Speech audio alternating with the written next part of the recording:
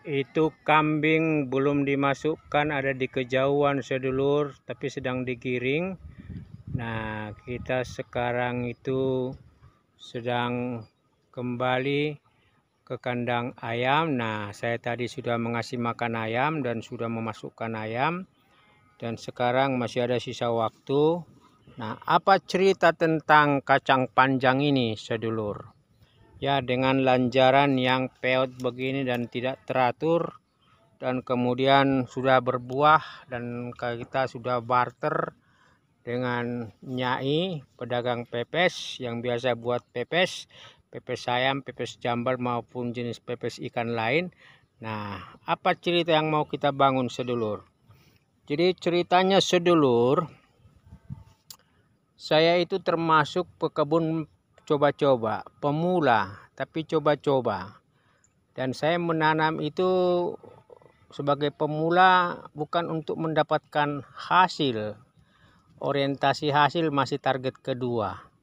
Orientasi pertama adalah mampu tidak bertahan, bersabar, dan bertekun dalam mengolah bibit yang diperoleh. Dan salah satu bibit yang saya ambil atau saya dapat dari pasar adalah kacang panjang ini, sedulur. Tadinya saya mengambil kacang panjang seperti ini, ya, terbuang, tercecer oleh pedagangnya. Saya sengaja pilih yang agak tua. Nah, ini sekarang saya bahkan sudah panen, sudah mendapat bibit-bibit berikutnya ini, sedulur. Jadi tadinya saya punya satu atau dua, ya, panjang demikian ini dengan 21 titik tanam. Jadi ini ada 21 titik tanam ini, sedulur, kacang panjang ini. Tapi begitu saya panen bibit demikian ini, dan ini pastinya tidak cocok lagi dimakan saya karena udah menjelang tua. Saya tunggu saja ini calon bibit, ini calon bibit, ini juga calon bibit, ini juga calon bibit, ya, ini juga calon bibit. Cukup banyak calon bibit karena mungkin terlambat panen, ya. Nah, artinya apa? Di level pertama, tujuan pertama saya sudah berhasil, yaitu apa? Menanam 21 titik tanam kacang panjang itu, dan kemudian mengurusnya sekitar 60-90 hari. Dan sekarang ini saya bahkan sudah mendapat bibit yang mungkin masuk tahap kedua, mengembangkan sistem tanam baru dengan pengalaman yang pertama. Dengan proses budidaya pertama ini saya sudah tahu persis apa yang harus dilakukan untuk tahap kedua. Karena bibit sudah ada. Bibit ini relatif sekitar 200 bibit ini pasti dapat dari sini kalau buah kacang panjang ini diorientasikan untuk jadi bibit. Dan itulah salah satu hasil dari sebuah eksplorasi pengalaman bagaimana menjadi berkebun yang pada akhirnya berorientasi hasil.